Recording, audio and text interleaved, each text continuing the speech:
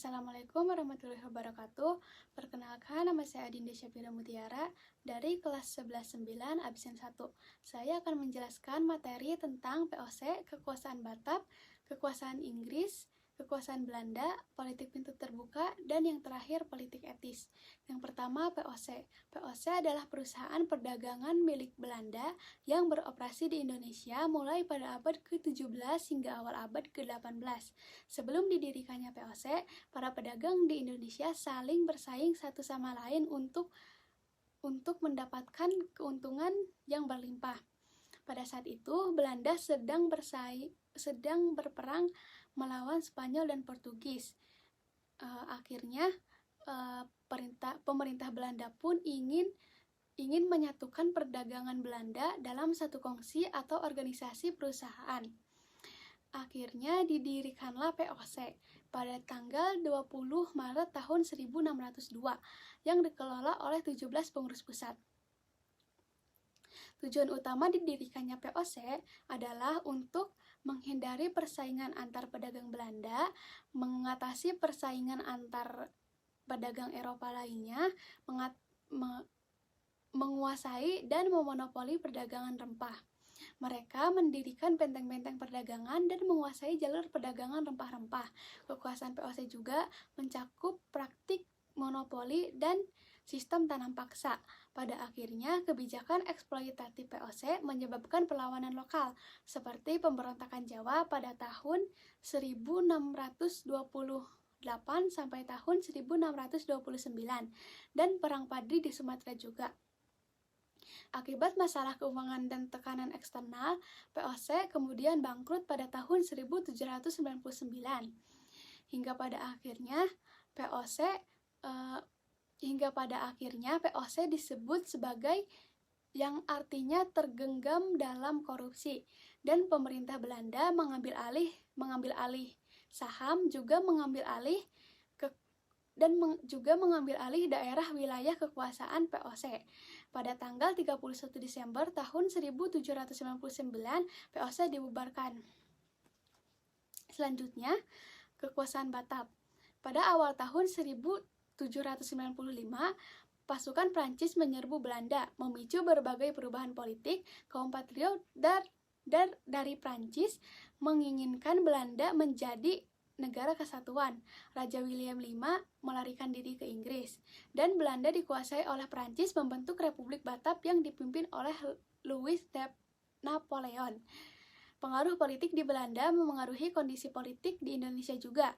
Raja William V mengeluarkan surat perintah yang sering disebut sebagai surat-surat Kehl, memerintahkan agar wilayah Belanda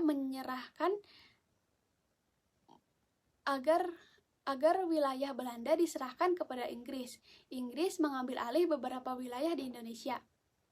Batak berusaha mempertahankan wilayah bekas POC di Kepulauan Nusantara. Herman William Daendels diangkat menjadi gubernur jenderal di Indonesia pada tahun 1808 sampai tahun 1811 dengan tugas utama mempertahankan Jawa dari Inggris. Daendels menerapkan kebijakan pertahanan, membangun jalan raya, dan memicu kontroversi karena memaksa rakyat membangun infrastruktur. Dalam bidang politik, Daendels membentuk sekretariat negara dan melakukan strukturasi pemerintahan. Keputusan dalam peradilan melibatkan 3 jenis peradilan. Dia juga berusaha memberantas korupsi tanpa pandang bulu. Ekonomi Indonesia diubah dengan kebijakan yang mendatangkan keuntungan bagi Belanda.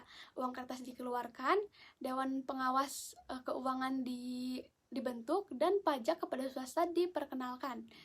Daendels juga menjual tanah kepada Tionghoa dan Arab. Namun, kepemimpinan Daendels yang otoriter dan penjualan tanahnya kepada swasta menyebabkan kontroversi. Setelah 3 tahun, Daendels turun digantikan oleh Jenderal Jansen.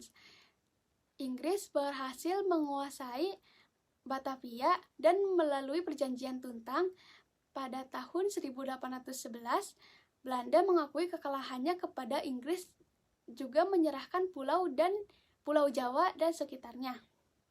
Yang selanjutnya kekuasaan Inggris. Pada tanggal 18 September tahun 1811, Gubernur Jenderal Lord mengangkat Thomas Stamford Raffles sebagai penguasa Inggris di Indonesia. Raffles memiliki 3 prinsip, termasuk menghapus kerja rodi dan penyerahan wajib. Dalam bidang politik, ia menjalin hubungan baik dengan penguasa lokal dan membagi Pulau Jawa menjadi 18 keresidenan. Dalam bidang sosial ekonomi, Raffles berupaya memajukan perekonomian Indonesia dengan kebijakan seperti menghapus penyerahan wajib, kerja rodi, dan perbudakan. Ia juga memonopoli garam, menguasai tanah kepada swasta, dan mendorong penanaman kopi. Raffles memandang desa sebagai unit administrasi yang dapat meningkatkan kemakmuran. Namun Raffles menghadapi kendala termasuk kurangnya pengawasan, peran kuat kepala desa atau bupati, serta sulitnya melepas budaya penjajah. Meskipun ada beberapa pengaruh positif seperti pengangkatan kembali Sultan Yogyakarta, berdirinya Kebun Raya Bogor, dan penemuan Rafflesia Arnoldi, pemerintah Raffles dianggap kurang berhasil mengendalikan tanah jajahan sesuai dengan ide-idenya. Pada tahun 1815, Raffles digantikan oleh John Pendal. Namun, Pulau Jawa kemudian harus diserahkan kembali kepada Belanda pada tahun 1816. Selanjutnya, kekuasaan Belanda. Pada awal kekuasaannya, Belanda dan tanah jajahannya mengalami krisis ekonomi akibat pengeluaran besar untuk perang. Johannes van de Bus mengusulkan kultur stel pada tahun 1829 untuk memulihkan perekonomian dengan mengekspoliasi tanah jajahan. Tanam paksa melibatkan penanaman tanaman ekspor seperti kopi dan tembakau oleh petani pribumi yang dipaksa bekerja rodi. Sistem ini disetujui oleh Raja Belanda, dan Van den Bus menjadi gubernur jenderal di Indonesia. Tanam paksa mengharuskan petani menyediakan 1/5 tanahnya, hasilnya diserahkan kepada pemerintah. Penguasa pribumi diawasi dan diberi bonus. Berdasarkan hasil pertanian, penyelewangan terjadi melanggar hak asasi manusia dan memicu pro kontra di politik Belanda. Kritik terhadap tanam paksa muncul melalui buku Suiker Kontrakten dan Max Havelaar pada tahun 1860.